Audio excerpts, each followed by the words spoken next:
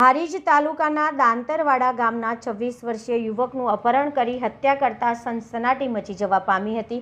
પોલીસે ગણતરીના કલાકોમાં હત્યાને અંજામ આપનાર 4 ઈસમોને ઝડપી લઈ જાહેરમાં તેઓનું સરઘસ કાઢી રિકન્સ્ટ્રક્શન કર્યું હતું। પોલીસની પ્રાથમિક પૂછપરછમાં મહિલા સાથેના પ્રેમ સંબંધમાં હત્યા કરાઈ હોવાનું સામે આવ્યું છે। પોલીસે 4 આરોપીઓને હારીજ કોર્ટમાં રજૂ કરી રિમાન્ડ માંગતા કોર્ટે 3 દિવસના રિમાન્ડ મંજૂર કર્યા। હારીજના ગજબજારમાં નોકરી કરતા અરવિંદજી ઉર્ફે અરુણ ઠાકોરને 4 અજાણ્યા શખ્સોએ ગાડીમાં ઉઠાવી જઈ ઢોર માર માર્યો હતો, જેના કારણે તેનું મોત નીપજ્યું હતું। પરિવારજનો આરોપી સામે કડક કાર્યવાહીની માંગ સાથે ફરિયાદ કરી હતી। ફરિયાદના પગલે પોલીસે કવાયત હાથ ધરી 4 હત્યારાઓને ગણતરીના કલાકોમાં ઝડપી લઈ જાહેરમાં તેઓનું સરઘસ કાઢી ગુનાનું રિકન્સ્ટ્રક્શન કર્યું હતું। આ બાબતે ડીવાયએસપી પરેશ રેણુકાએ જણાવ્યું હતું કે આરોપીઓની પ્રાથમિક પૂછપરછમાં એક મહિલા સાથે મૃતક વ્યક્તિને પ્રેમ સંબંધ હોય તેની અદાવતમાં હત્યા કરાઈ હોવાનું સામે આવ્યું છે। આ અંગે વધુ તપાસ અર્થે આરોપીને કોર્ટમાં રજૂ કરી રિમાન્ડની માંગણી કરતા કોર્ટે 3 દિવસના રિમાન્ડ મંજૂર કર્યા છે। રિપોર્ટર રમેશ ઠાકોર, સમી। પોલીસ સ્ટેશન વિસ્તારમાં એક અપહરણ વિથ મર્ડરની ઘટના બની હતી।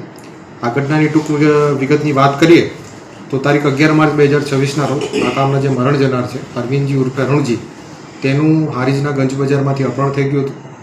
આ અપહરણમાં આરોપીની વાત કરીએ તો આરોપી નંબર 1 સંજયજી જયંતિજી ઠાકોર, આરોપી નંબર 2 ગોપાલજી જયંતિજી ઠાકોર, આરોપી નંબર 3 રાહુલજી વનાજી ઠાકોર અને આરોપી નંબર 4 સ્વરૂપજી મહેન્દ્રસિંહ ઠાકોર, આ 4 વ્યક્તિઓ ભેગા થઈને જે એક સફેદ કલરની ગાડીમાં આ જે મરણ જનાર છે એનું હારીજના ગંજ બજારમાંથી અપહરણ કર્યું હતું।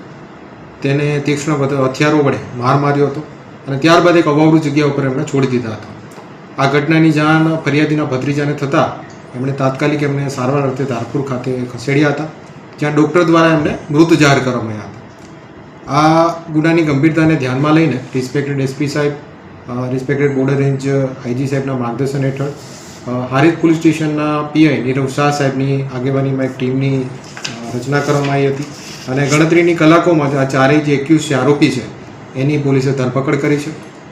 પોલીસ કસ્ટડીના સમય દરમિયાન આ ગુનાની સાચી હકીકતથી વાકેફ થવા માટે આ આરોપીઓને સાથે રાખીને એફએસએલ અધિકારી સાહેબની હાજરીમાં આ જે આખી ઘટના છે એનું રિકન્સ્ટ્રક્શન પંચનામું પણ કરવામાં આવેલું છે અને ત્યારબાદ એમને કોર્ટમાં રજૂ કરતા વધુ તપાસ માટે દિન 3ના રિમાન્ડ પણ મળેલા છે। રીઝન શું હતું? હાલ આ ગુનાની તપાસ હારીજ પોલીસ સ્ટેશનના પીઆઈ નીરવ શાહ ચલાવી રહ્યા છે। તપાસનો આ પ્રાથમિક તબક્કો છે, પણ આ પ્રાથમિક તબક્કાના ઇન્ટ્રોગેશન દરમિયાન અમને જાણવા મળ્યું છે કે આ જે મરણ જનાર છે એમને એક મહિલા જોડે એક્સ્ટ્રા મેરિટલ અફેર્સ હોય, જેની અદાવત રાખીને આ સંપૂર્ણ ઘટના બનવા પામી હતી।